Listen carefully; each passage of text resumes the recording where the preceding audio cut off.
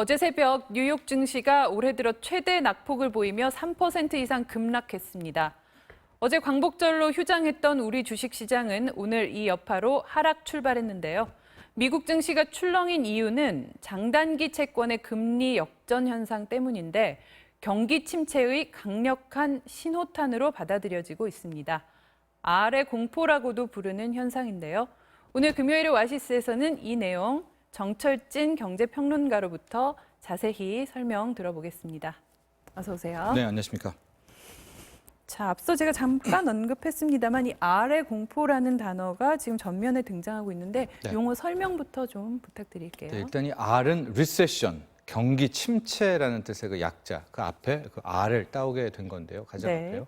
이 경기 침체 공포가 지금 일단은 금융시장에서 시작됐다라는 것이고요.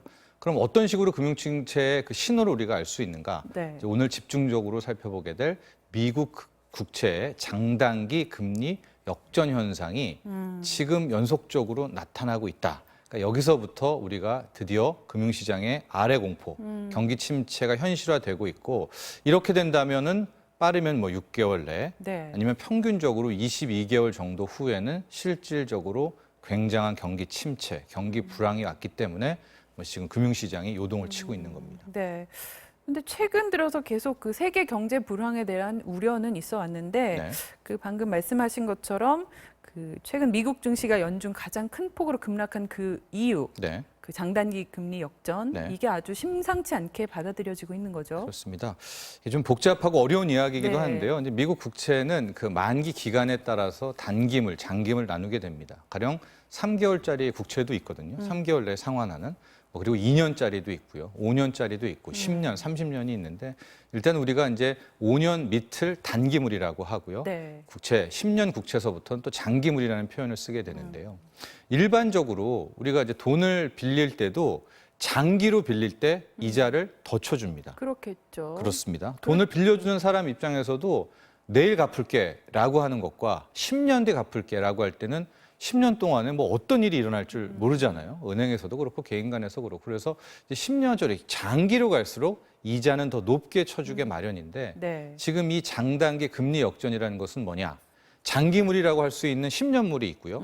또 단기물이라고 할 수 있는 2년물 국채가 있는데 네. 실질적으로 원래대로 하려면은 만기가 긴 10년물 금리가 더 높아야 되죠. 네. 근데 오히려 10년물 금리가 2년물짜리보다 더 싸지는 현상이 나왔고 이제 이런 현상을 장단기 금리 역전이라고 하는데요. 그럼 이제 여기서부터 또 의문이 생기죠. 네. 아니 그게 왜 경기 침체의 신호탄이 되는 거야? 네. 이게 조금 복잡한데 이렇게 생각하시면 될 겁니다. 앞으로 우리가 경기 침체다, 불황이다라고 하면 이 돈들이 움직이려고 하지 않겠죠. 예. 하고 가장 세상에서 안전한 곳에 묻어두자. 가가지고 딱 묻어두자라고 네네. 할 겁니다. 그러니까 실질적으로 이렇게 미국 국채 굉장히 뭐 안전자산으로 꼽히고 있지 않습니까? 네. 특히 장기물 같은 경우에는 뭐 안전자산의 안전자산인데 이쪽으로 돈이 어마어마하게 몰리고 있다라는 방증이 되는 겁니다. 그러니까 단기적으로 이제 곧 불황이 닥칠 거다. 그러니까 미국 국채 중에서도 네. 기간이 짧은 것보다는 긴 쪽으로 피신해 가 있자, 피난해 가 있자라는 거거든요.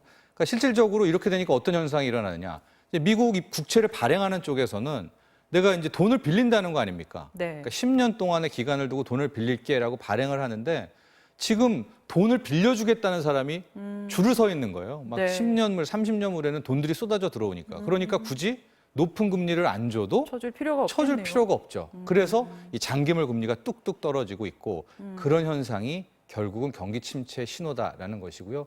이게 지금 10년물과 2년물 얘기를 했지만 네. 지금 미국채 30년물도 굉장히 많이 떨어졌고 네. 독일 국채 10년물, 분트라고 하는 이것도 지금 마이너스인데도 더 떨어지고 있어요. 금리가요? 네, 그만큼 안전하고 이자를 조금 준다고 하더라도 시중의 유동성들이 글로 빠르게 들어가고 있다. 실은 이것이 이제 경기 침체를 똑똑한 금융시장이 먼저 말해주는 것이다. 이렇게 해석할 수 있습니다.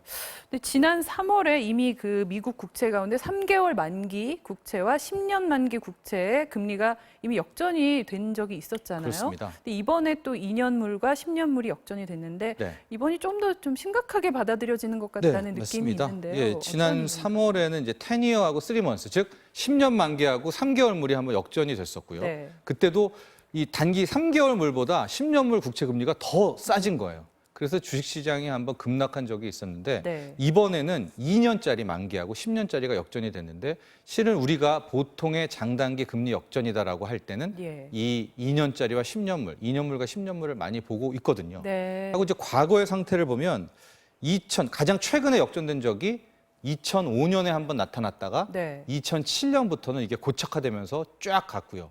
여러분도 잘 아시겠지만은 2008년 말에는 그 유명한 네. 세계 금융위기가 나오지 않았었습니까? 그랬죠. 그래서 실은 이번에 2년물과 10년물의 금리, 장단기 금리 역전이 어쩌면 뭐 빠르면 6개월, 평균적으로 22개월 후에 뭐 우리가 예상치 못한 어마어마한 불황이 오는 것이 아니냐는 이제 시장 불안인데요. 그나마 오늘 국내 증시가 좀 이 낙폭을 좀 줄이고 있고, 네네. 아시아 증시도 어느 정도 회복선이 풀렸더라고요. 다시 이제 다시 네. 10년과 5년 들어오기 직전에 봤는데 10년물은 연 1.539였고요. 2년물은 연 1.507로 네. 일단 다시 10년물이 좀 더 위로 올라왔습니다. 예, 그러나 예. 이게 이제 또 어떻게 될지 모르기 때문에 아직은 안심하긴 이릅니다. 그러니까 이 금리 역전이 한 번 됐다가 다시 이제 돌아오는 네, 지금 막 치열하게 왔다 갔다 하겠죠. 갔다. 그러다가 완연하게 고착화되는지 네네. 안 되는지가 굉장히 중요하겠죠. 그 네. 부분을 또 네. 주목해서 봐야겠네요.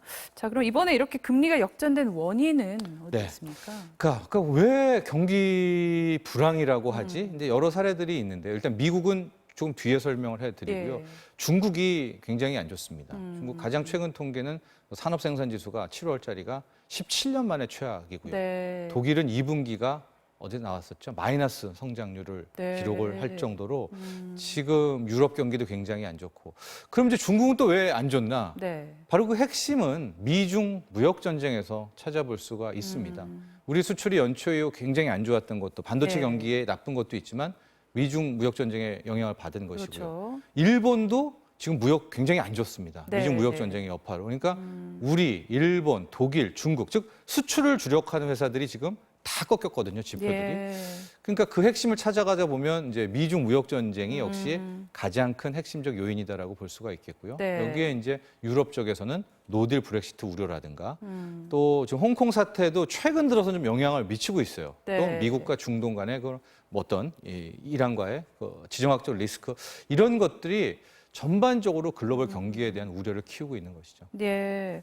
그런데 이 미중 무역 분쟁은 사실 트럼프 미국 대통령이 뭐 작심을 하고 네. 지금 벌이고 있는 건데 네. 또 이렇게 그 여파로 뭐 장단기 금리가 역전이 되고 이런 이제 경기 침체 우려가 확산이 되니까 트럼프 대통령은 오히려 또 연준을 탓하고 나섰어요. 그렇습니다. 이게 이제 굉장히 역설적인 현상인데요. 트럼프 대통령이 최근 한 그제부터 오늘 새벽까지 연이어 투입 폭탄을 지금 보통 이제 트럼프 대통령이 자기 직전에 침대에서 막 투입 폭탄을 날리잖아요. 그래서 지금 여러 투입 폭탄을 날리고 네. 있는데 이번에 그 장단기 금리 역전 어제 새벽에 나온 것으로 봐서 이거 봐라. 이게 일드 커브 수익률 곡선이 이게 뭐냐.